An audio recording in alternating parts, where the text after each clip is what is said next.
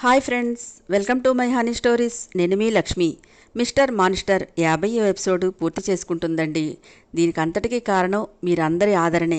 ఇక ముందు కూడా ఇలాగే ఆదరిస్తారని, మంచి మంచి కామెంట్స్తో నా సీరియల్ని ఇంకా హైప్ తీసుకెళ్తారని అనుకుంటూ నేను మీ లక్ష్మి. ఇక మనం సీరియల్లోకి వెళ్ళిపోదామా? నేను టూ ఫ్రాంక్గా ఉన్నాను. నాకు చాలా మందితో అఫైర్స్ ఉన్నాయని నేను ఒప్పుకుంటున్నాను. నువ్వు చెప్పగలవా అలా అని బేస్ వాయిస్తో అడిగాడు జై.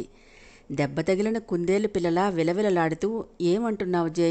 నిజం చెప్పలేదు చెప్పలేదు అని చించుకుంటున్నావు, కానీ నువ్వసలు నాతో మాట్లాడేవాడివా? నీ తప్పులు ఎత్తి చూపిస్తూ పదే పదే బ్లేమ్ చేయాలని నేను అనుకోవటం లేదు. మా బావ గురించి నీకేం తెలుసు? నువ్వు మీ అమ్మ పదే పదే తప్పుగా అంటున్నారు. Such the nice person. ఒకరి కష్టాన్ని అర్థం చేసుకునే మనసు ఉంది. నన్ను మరదలిగా ఏనాడు చూడలేదు. ఓ చెల్లెలుగానే ట్రీట్ చేశాడు. నా ప్రతి కష్టంలో తోడుగా నిలబడ్డాడు. ఇప్పుడు ఇక్కడ ఉండటానికి రీజన్ కూడా నువ్వు, నీ బిహేవియర్, అది తెలుసుకో అని కోపంగా అంది మిథున. నేను అడిగింది బావా అని చెప్తే వచ్చిన ముప్పు ఏంటి అని దానికి అడ్డగోలు సమాధానం చెప్పకు, ఓకే? నీ రీజన్స్ నీకున్నాయి, మరి వీటికి ఆన్సర్ ఏం చెబుతావు? ఏదో కథ అల్లి ఏమార్చాలని చూస్తే ఇప్పుడే ఇక్కడే చంపేస్తాను అంటూ రౌద్రంగా చెప్పి ఫోన్ ఓపెన్ చేసి సేవ్ చేసిన వీడియోని ప్లే చేశాడు జై. ప్లే అవుతున్న వీడియోని కళ్ళు పెద్దగా చేసి చూస్తోంది మిథున. సన్నగా వణుకు మొదలై ఒళ్ళంతా షివరింగ్ స్టార్ట్ అయ్యి, నో ఇది నేను కావాలని చేసింది కాదు. ఆ టైంలో వినీత్తో నేను అసలు ఎలా పెర్ఫామ్ చేశానో కూడా నాకు తెలియదు అంటూ బిగ్గరగా అరిచింది. వియర్డ్ లుక్తో షట్ యువర్ అగ్లీ మౌత్ అంటూ గాండ్రించాడు జై. ఆ అరుపుకి భయంతో వణికిపోయింది. కళ్ళు నుండి నిప్పులు కురిపిస్తూ, నీకే తెలియకుండా నీ లవర్తో అంత రొమాంటిక్ పెర్ఫామ్ చేశావా? అది చెప్తే నేను నమ్మాలా? నీకంటే ఆశా మోనా వాళ్లే బెస్ట్. వాళ్ళు బరితెగించినా పబ్లిక్గా చెప్పుకుంటారు. నీలా మంచితనం అనే ముసుగు వేసుకోరు అంటూ ఈసడించాడు. ఆ మాట సూటిగా హృదిని తాకి తల్లడిల్లింది. నన్ను నమ్మవా జై అని పీల స్వరంతో అడిగింది మిథున. నువ్వు తిరిగింది తప్పు పట్టడం లేదు. అది అబద్ధం, నాకు తెలియదు అంటూ బుకాయిస్తున్నావు చూడు, అదే నాకు నచ్చటం లేదు. ఇందుకే నాకు ప్రేమంటే అసహ్యం. అది పలికే వాళ్ళలో ప్యూరిటీ ఉండదు. నువ్వే ప్రాణం అంటూ మెత్తని కత్తితో వెన్నుపోటు పొడుస్తారు. నచ్చితే పెళ్ళామా, పని కానిచ్చామా, వచ్చామా, అలాగే ఉండాలని డిసైడ్ అయ్యాను నేను. ఎందుకంటే మీకు సుఖాన్నిచ్చే మగాడితో పాటు డబ్బు కూడా కావాలి, లగ్జరీ లైఫ్ కావాలి. అందుకోసం ఎంతకైనా దిగజారిపోతారు. నువ్వు ఎప్పటికి లొంగుతావా అని వెయిట్ చేశాను. నువ్వేమో మహానటిలా నటనలో జీవించి నన్ను రెచ్చగొడుతూ నువ్వేదో సతీ సావిత్రి సుమతి టైప్ అని నన్ను ఏమార్చాలని చూశావు. వేషం వెలిసిపోయి అసలు రంగు బయటపడింది. ఛీ, మీకంటే ప్రాసిక్యూట్ చేసేవాళ్లే నయం. వాళ్ళు డేర్గా ఇంత కావాలి అని మొహం మీద చెప్పేస్తారు అంటూ బాణాల్లాంటి మాటలతో మిథున మనసుని చిత్రం చేశాడు జై. చెవులు మూసుకొని ఆపు జై, నీ మాటలు వినలేకపోతున్నాను అంటూ అరిచింది మిథున. నువ్వు, మా అమ్మ, ఇలా అందరూ కూడా ఒకటే అభిలాష. మగవాడిని ఆటబొమ్మగా చేసి ఆడుకోవాలి. వాడి ఫీలింగ్స్ని మీ కాళ్ళ కింద వేసి తొక్కేయాలనే చూస్తున్నారు.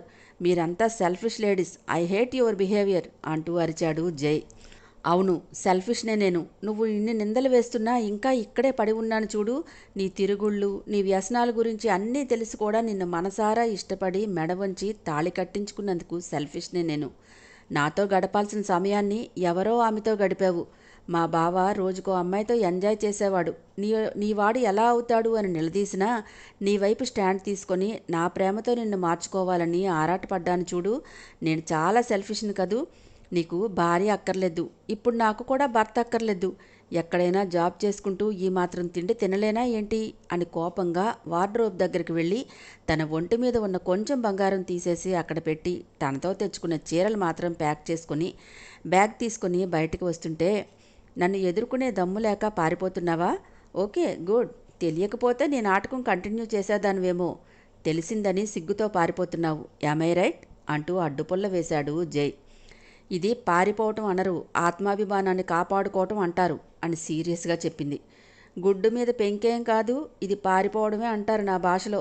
ఎదురుగా కళ్ళకు కట్టినట్టు సాక్ష్యం కనిపిస్తున్నా తప్పు చేయలేదని వాదిస్తున్నావు చూడు, నీదే తెలివంటే. వాటే వండర్ కదూ అని వ్యంగ్యంగా అన్నాడు జై. జై, నీకు దమ్ముంటే నేను తప్పు చేశాను అని నిరూపించు. అప్పుడు నువ్వు అన్నట్టుగానే నీకు క్షమాపణలు చెప్పి నీ లైఫ్ నుండి శాశ్వతంగా తప్పుకుంటాను. డైవర్స్ రోజున మళ్ళీ కోర్టులో కలుద్దాం. బాయ్ అంది మిథున.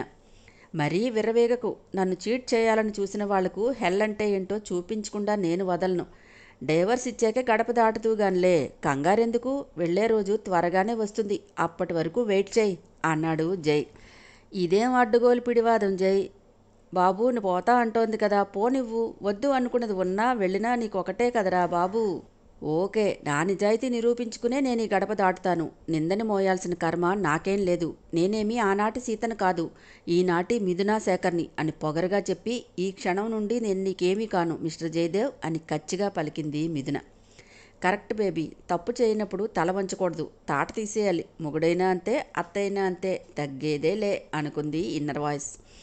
అభినవ సీతవన్నమాట. ఓకే గుడ్, నీ ధైర్యం ఏంటో నేను చూస్తాలే. నన్ను చీట్ చేసినా భరిస్తాను. మా నానిని నీ మీద పిచ్చి నమ్మకం పెట్టుకుంది. తన మనసు గాయపడితే మాత్రం నిలువునా చీరేస్తాను. అప్పుడు ఏ సోడా బుడ్డిగాడు అడ్డం వచ్చినా ఆగే ప్రసక్తే లేదు. అంతవరకు నానికి మన మధ్య జరిగింది చెబితే మాత్రం చంపేస్తాను అన్నాడు జై. నేను ఈ రూమ్లో ఉండను, మరో రూమ్లో ఉంటాను అని బింకంగా చెప్పింది మిథున. అప్పుడు మా మామ అన్న మాటలే నిజం అని నీ అంతటి నువ్వే ఒప్పుకున్నట్లు అవుతుంది. ముందే తప్పు ఒప్పుకుంటానంటే నాదేం పోయింది అంటూ కిల్లింగ్ లుక్ ఇచ్చాడు. ఎందుకు ఇలా మాటలతో హింసిస్తావు, ఒకేసారి చంపేయొచ్చు కదా అని కళ్ళనీళ్లతో అడిగింది మిథున. తొందరెందుకు, నీ ప్రేమాయణం అంతా బయటికి లాగాక ఎలాగూ చంపటమే జరుగుతుంది. ఓ ఎమోషనల్ డైలాగ్స్ కొట్టకు. నీ అమాయక ఫేస్ వెనక ఇంత వికృత రూపం దాగి ఉందని నేను ఊహించలేదు. మీకు అసలు మనస్సాక్షి అనేదే ఉండదా అని అసహ్యించుకుంటూ అన్నాడు జై. లుక్ జై, మన మానసిక పరిస్థితి ఏంటనేది మన ఆలోచన విధానాన్ని బట్టే ఉంటుంది. నీ లైఫ్లోకి వచ్చిన గర్ల్స్ నీ ఆలోచనలకు తగినట్టుగా ఉండి ఉండొచ్చు, బట్ అందరూ ఒకేలా ఉంటారనుకోవటం నీ మూర్ఖత్వం అవుతుంది. ఒకడిని ప్రేమించి వాడితో రాసలీలలు జరిపి మరొకటితో తాళి కట్టించుకునే చీఫ్ క్యారెక్టర్ కాదు నాది. నువ్వు నమ్మినా నమ్మకపోయినా నేనెప్పుడూ నాకు తెలిసి తప్పు చేయలేదు, చేయను కూడా. కాలు జారితే తీసుకోగలం కానీ నోరు జారితే తీసుకోలేము. నేను మనసా వాచా త్రికరణ శుద్ధిగా నిన్ను ప్రేమించాను. నువ్వు ప్లేబాయ్, నీకు ఆస్తి ఉంది, వ్యసనాలు ఉన్నాయి అని నిన్ను ప్రేమించినప్పుడు తెలియదు.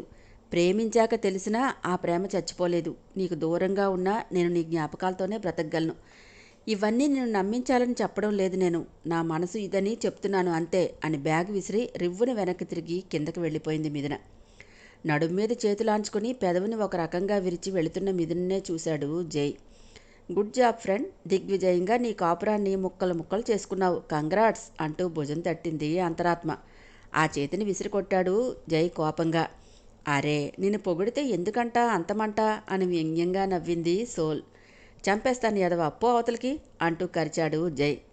నిన్ను నీవే తిట్టుకునే ఫస్ట్ పర్సన్వి నువ్వే అయినందుకు నాకు భలే సంతోషంగా ఉంది అని కిసుక్కుని నవ్వింది ఇన్నర్.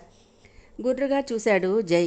ఏంటా లుక్కు, నైట్ యూజ్ చేసిన డ్రగ్ మొత్తం ఇంకా దిగలేదా ఏంటి, పిచ్చి చూపులు చూస్తున్నావు.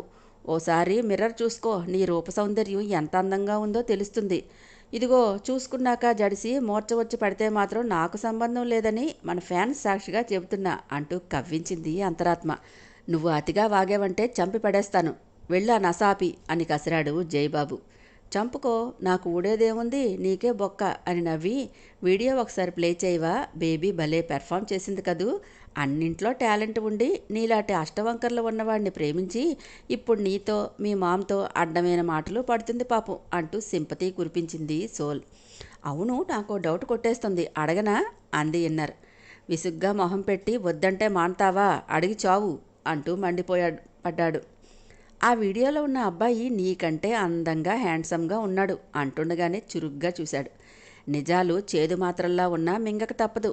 అలాంటి హ్యాండ్సమ్గా ఆయన లవ్ చేస్తే బేబీ లాంటి అప్సరస్ని వాడు ఎందుకు వదులుకుంటాడు, జీవితాన్ని హరివిల్లం చేసుకుంటాడు. కానీ అసలే బేబీ అన్నిట్లో జెమ్ కూడా. అలాంటి మల్టీ టాలెంట్ పర్సన్ వదులుకునే మూర్ఖుడు కాదు.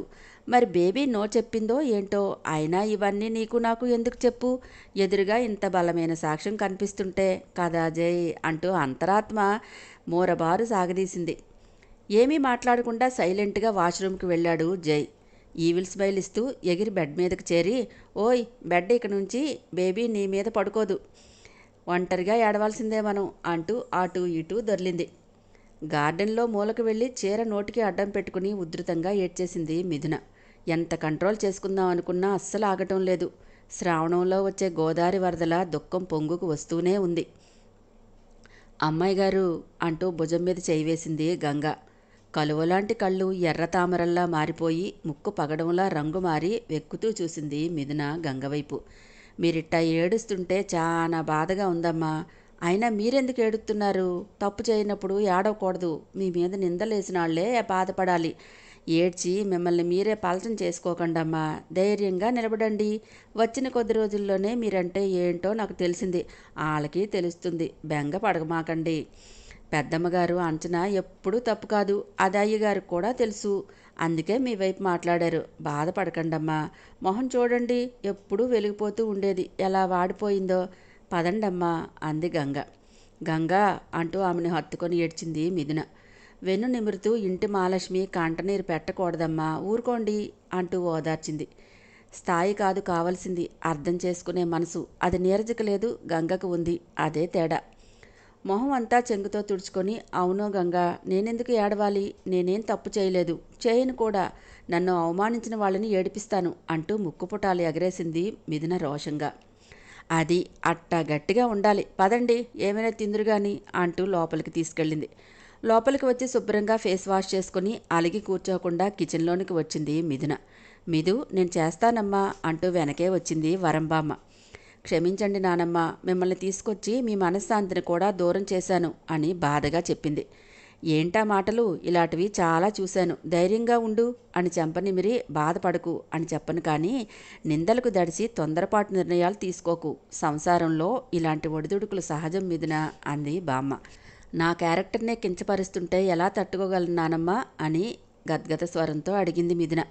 సీతాదేవికే తప్పలేదు. నిందలు మానవ మాత్రలో మనం ఎంత చెప్పు. తెలివైన దానివి, తెలివిగా ప్రవర్తించు.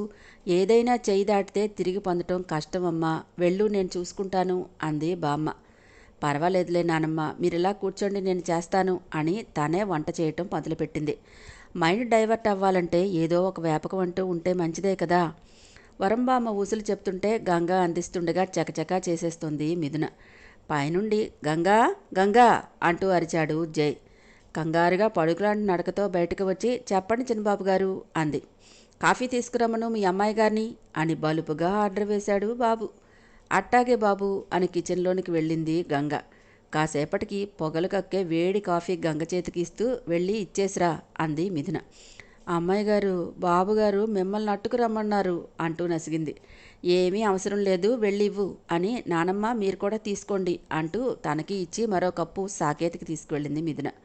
ఇప్పుడేమంటారో ఏంటో అని భయపడుతూనే కాఫీ ట్రే పట్టుకొని మీదకి వెళ్ళింది గంగ. సహాయ నిరాకరణ ఉద్యమం మొదలు జై. ఇంకా నీకు మీ అమ్మకు పగలే చుక్కలు కనిపిస్తాయేమో చూసుకోండి. అసహనంగా తిరుగుతున్న సాకేతం చూసి, బావా కాఫీ అంటూ రూములోనికి వచ్చింది మిథున. సీరియస్గా చూశాడు సాకేత్. అలా చూడకు బావా, కోపం వస్తే 2 కొట్టు అంతే. నీ కోపం నేను తట్టుకోలేను అంటూ బేలగా చూసింది. నీకు అవసరమా ఈ అవమానాలు అని బేస్ వాయిస్తో అడిగాడు సాకేత్. తలదించేసింది. జైకి డైవర్స్ ఇచ్చే, మనం బెంగళూరు వెళ్ళిపోదాం. ఇవన్నీ అమ్మతో చెప్పేస్తాను మిథు అంటూ అరిచాడు సాకేత్. బావా అంటూ కంగారుగా పిలిచింది మిథున.